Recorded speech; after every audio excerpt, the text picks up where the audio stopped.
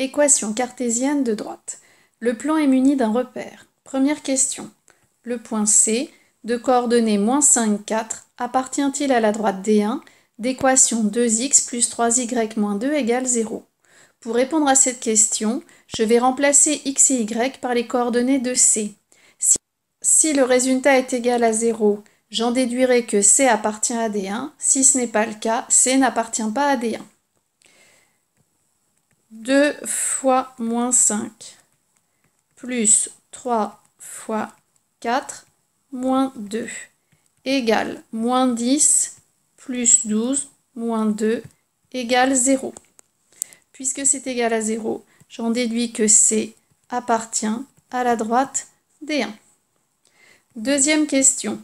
Déterminer une équation cartésienne de la droite AB, sachant que le point A a pour coordonnées 5, 2 et le point B a pour coordonnées -1, -3.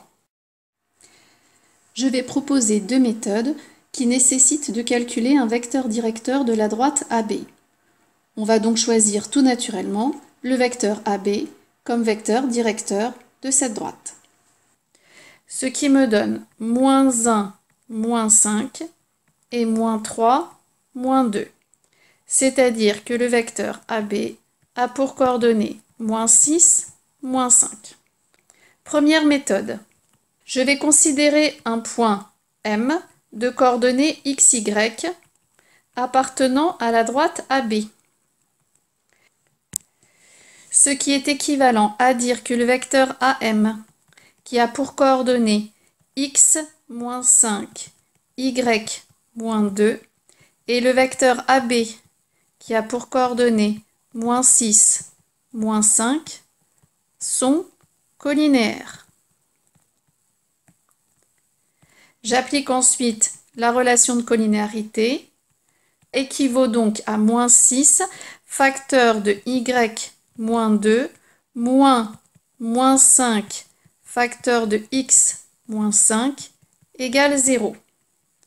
Ce qui est équivalent à -6y plus 12 plus 5x moins 25 égale 0. C'est-à-dire 5x moins 6y moins 13 égale 0. Voici une équation cartésienne de la droite AB. J'ai dit qu'il y avait une deuxième méthode.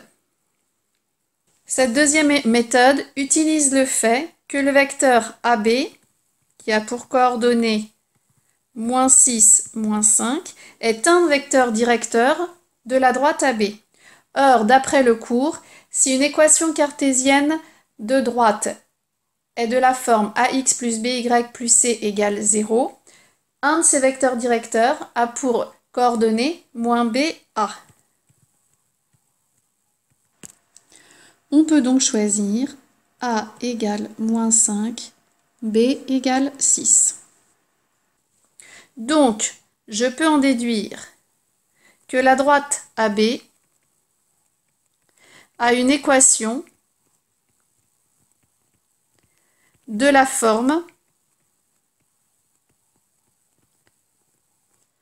-5x plus 6y plus petit c égale 0. Pour trouver la valeur de petit c, je prends soit le point A, soit le point B. Si je considère le point A, qui a pour coordonnées 5, 2, je sais que ce point appartient à la droite AB. Donc, ces coordonnées vérifient l'équation de la droite AB, c'est-à-dire -5x plus 6y plus c égale 0. Ce qui me donne -5 fois 5, donc -25, plus 6 fois 2, 12, plus c égale 0. C'est-à-dire c égale 13. J'en déduis donc que la droite AB a pour équation cartésienne -5x plus 6y plus 13 égale 0. On se rend compte que par rapport à celle trouvée précédemment, si je multiplie cette dernière par -1, j'obtiens exactement l'équation de la première méthode. Dans tous les cas, avec les deux méthodes, on obtient bien donc, comme équation cartésienne de AB, par exemple, 5x moins 6y moins 13 égale 0. Troisième question. Les droites D1 et AB sont-elles parallèles? Pour cela, je vais vérifier si un vecteur directeur de la droite D1 et un vecteur directeur de la droite AB, c'est-à-dire par exemple le vecteur AB, sont colinéaires. La droite D1 a pour équation cartésienne 2x plus 3y moins 2 égale 0.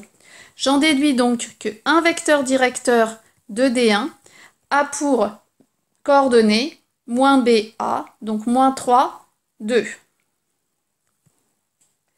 Je vais maintenant regarder si le vecteur U et le vecteur AB, qui a pour coordonnées, nous l'avons calculé tout à l'heure, moins 6, moins 5, sont colinéaires.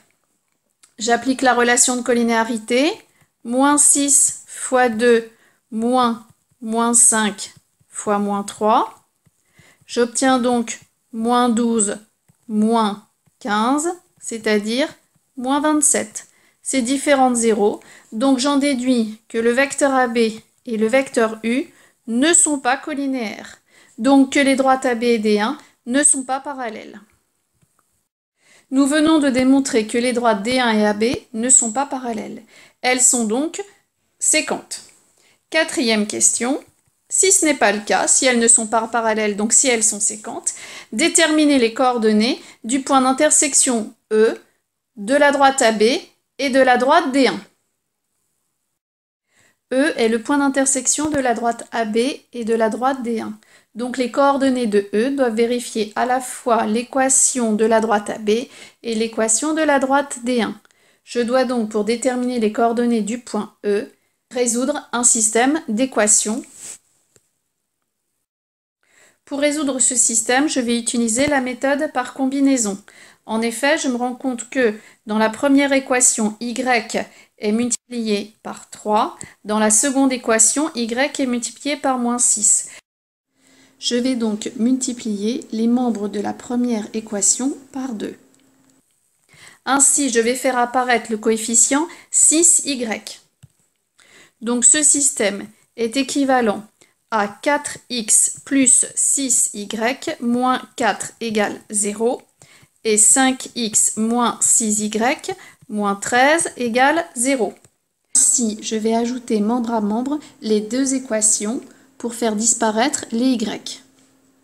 Ce qui est donc équivalent à 4x plus 5x, donc 9x, plus 6y moins 6y, ça s'annule, moins 4 moins 13, moins 17 égale 0. Et je réécris l'une des deux équations, donc bien sûr, il est préférable de prendre la plus simple.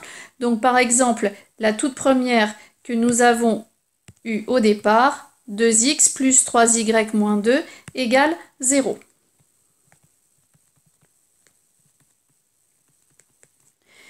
Ce système est donc équivalent à x égale 17 neuvième et je vais remplacer dans ma seconde équation x par 17 neuvième, ce qui me donne 34 neuvième plus 3y moins 2 que je peux mettre sur 9, donc moins 18 neuvième égale 0.